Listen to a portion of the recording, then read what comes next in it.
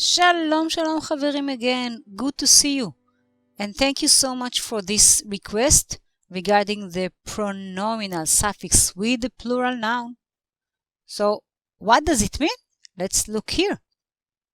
You see all what you have here is a plural noun. And then at the end you have a pronoun. So, pronoun at the end. And the noun is a plural noun. Let's see one by one. I'll transliterate for you so you can pronounce it with me. So, I transliterated for you. Notice, don't worry about, there are enormous amounts of systems of transliterating. Whenever I hear the sound of ch or het in Hebrew, I just present it with an X. Okay, so what do we have here? Let's read one by one and translate it because we want to know the trick. So here we have susai. What does it mean? It means horses of I. In other words, my horses. This one susecha, which means horses of you. Again, in other words, it means your masculine singular horses. Let's continue with this one just to demonstrate. This one is susenu, which is horses of we, or in other words, our horses. So first of all, clearly I see a pronoun at the end. Let me take a pencil. That's a pronoun with the vowel pointing, but that's a pronoun. I'm just going to circle just this element right now. Okay, that's a pronoun altogether. And also, on top of that, I can be very certain that this is not just one horse, but horses. How can I tell? I can have this trick. Let me take another. I don't have enough colors here, but this yod is a good helper. This yod tells me, Sigal, you're not talking about one horse, but horses. Okay, you can see this is your plural noun. So I'm going to clear it. And plural noun, plural noun, plural noun. This is the trickiest one because it does look similar to the singular noun, but the vowel is different.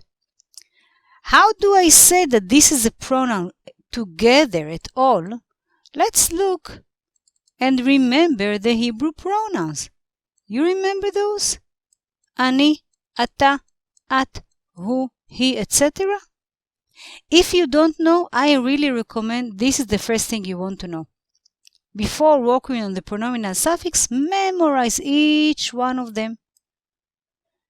Pronounce, translate, understand each one of them, and after that you see Hebrew really loves to take an element from the pronoun and to glue it at the end, like it does here.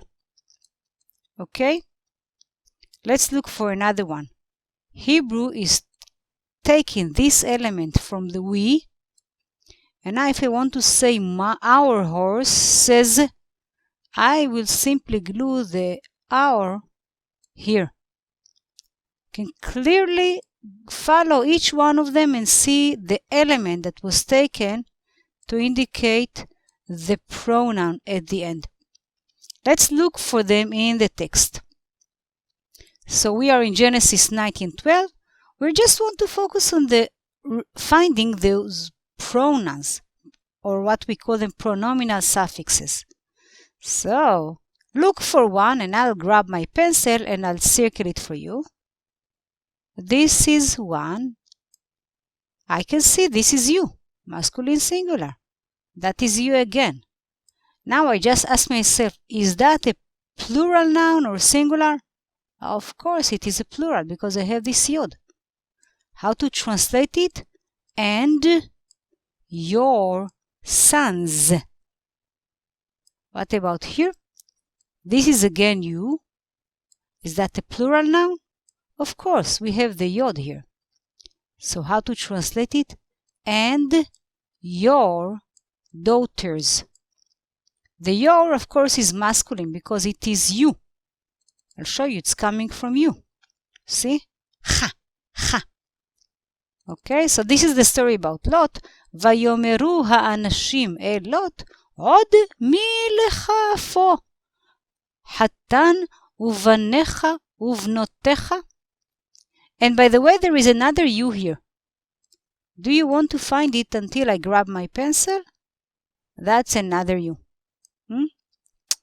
Let's continue with the Lot story, and again we want to find now his sons-in-law, his sons-in-law, his daughters-in-law, and again his sons-in-law. So I want to remind you, how do I want to find his? I need to find this element. And if I want to have a plural noun, I want to make sure there is a yod before it. Let's look for it here. Okay, that is 1. That is 2, שתיים. And this is 3. Okay, that is 3. How to translate each one of them? His sons-in-law. His daughters-in-law. His sons-in-law again. So he was trying to warn everyone, but they really laughed at him, so mocked at him. Let's read it. ויצא לוט וידבר אל חתניו, לוקחי בנותיו, ויאמר, קומו, צאו מן המקום הזה. ויהי כמצחק בעיני חתניו. Okay, so I am always waiting for you. אני כל הזמן מחכה לכם. אז תודה ולהתראות.